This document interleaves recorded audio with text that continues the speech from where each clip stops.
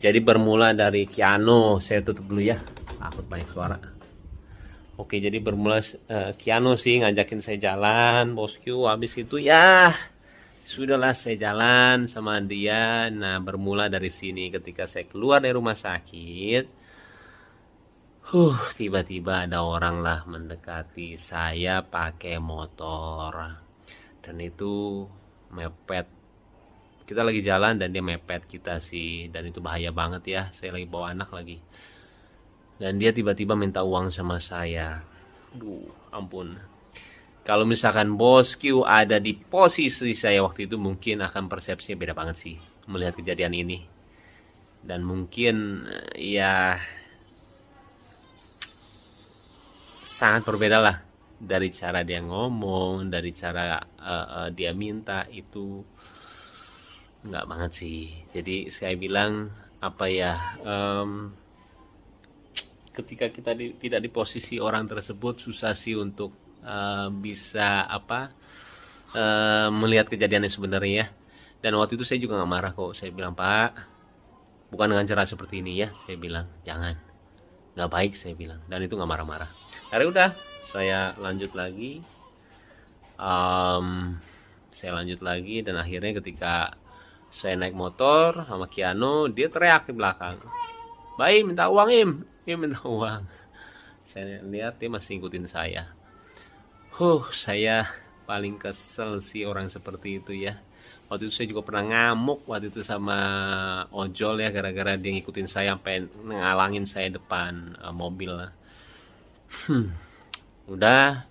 Dan saya paling gak suka kalau misalkan itu dijadiin kelemahan.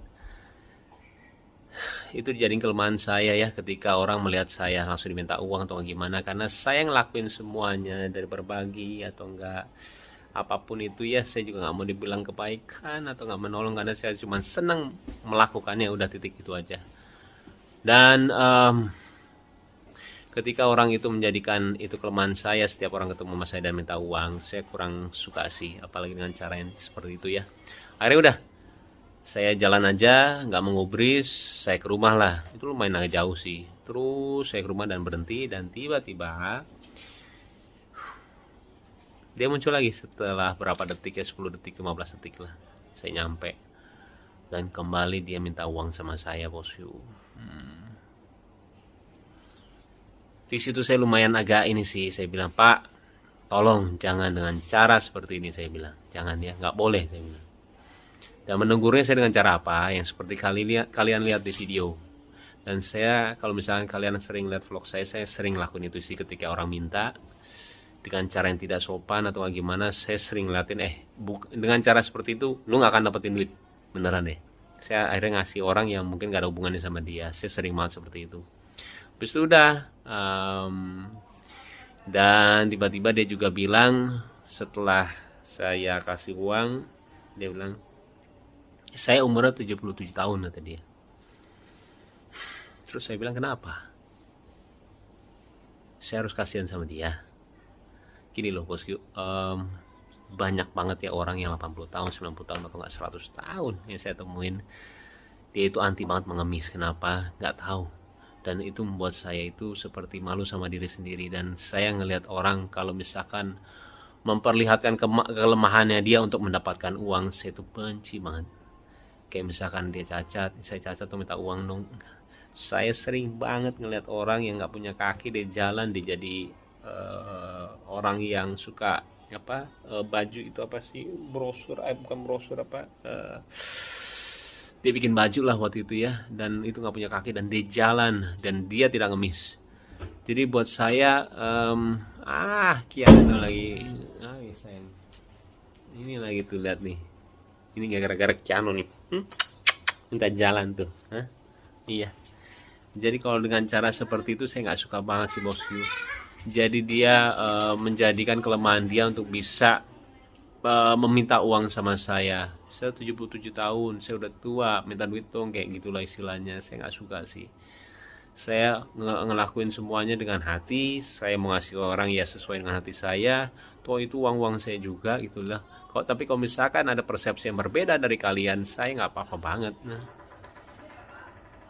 karena pemikiran orang beda-beda sih, dan saya juga nggak ngerasa gimana banget.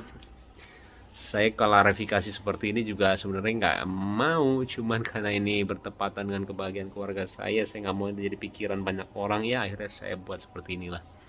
Oke, kembali itu adalah persepsi saya, bosku. Mau atau nggak diterima, saya bilang nggak apa-apa ya. Yang penting saya udah ngomong seperti ini, terserah deh. Saya bilang nggak apa-apa banget. Tapi kembali saya tidak menyesali apa yang saya lakuin beneran. Tapi kalau misalnya ada pihak-pihak yang tidak suka, saya minta maaf ya. Tapi ya itu diri saya mau jadi diri saya padanya sih, nggak mau munafik gitu loh. Kalau misalnya yang nggak suka, ya udah, emang pasti ada orang yang nggak suka dan suka gitu loh. Sesimpel itu sih. Oke bosku, udah azan juga dan sekarang udah bobo lagi langsung tuh. Begini, waktu itu hari Jumat, habis sholat Jumat di Masjid Mutia, saya keluar bawa buku, bawa dagangan saya, melintas tiba-tiba motor Mbak Embong, kan rumah orang tuanya di Cikini, jaraknya dekat sekali itu kan. Dan saya pesen gitu, tapi saya tahu oh ini Pak Embong yang sering nolong-nolong orang gitu. Saya susul, tapi agak lama, dia udah sampai baru saya datang. Terus dia cerita yang bukan-bukan, katanya saya mepet dia, sedangkan saya motornya kan jadul, Bu.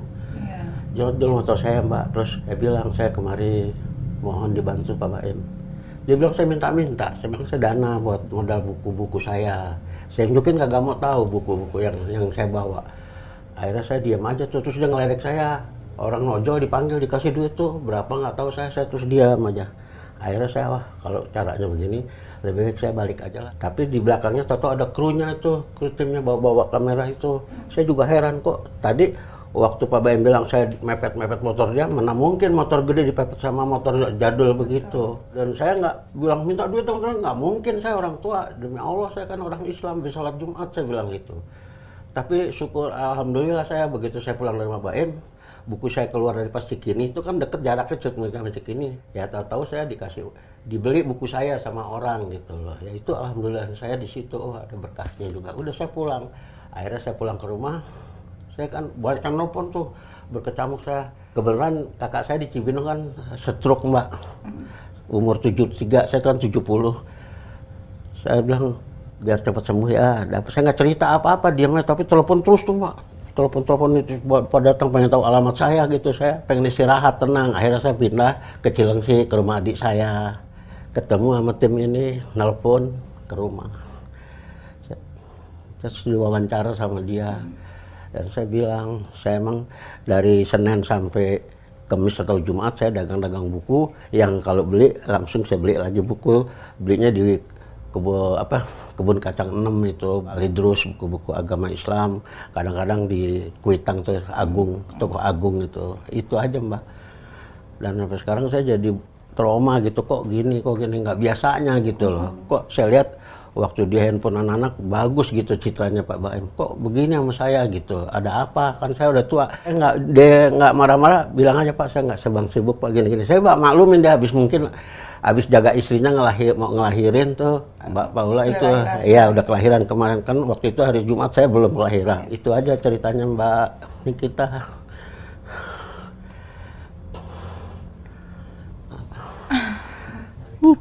Mbak masih peduli sama saya, biarpun Mbak banyak